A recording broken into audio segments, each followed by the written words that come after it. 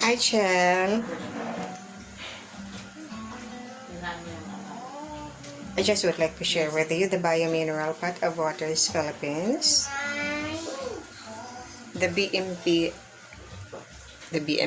converts the tap water into 3-in-1. Purified, mineral, and alkaline. Ito yan siya, Chel. May diverter valve siya.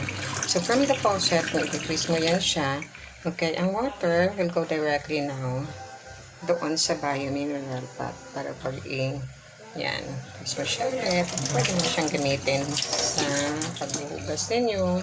So ngayon, dahil meron kayong Biomineral Pot na, of course, 3-in-1 ang tubig ninyo, unlimited, purified, mineral, and alkaline.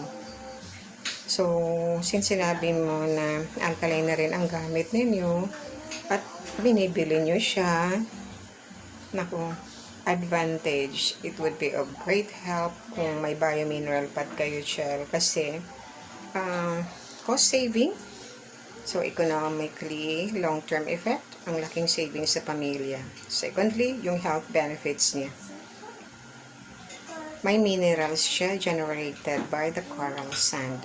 Filter replacement, 3 to 5 years. Purified ang water kasi ayan, meron siyang initial filtration process pa lang, natatanggal na yung impurities ng water like buhangin, lumot, putik, ayan.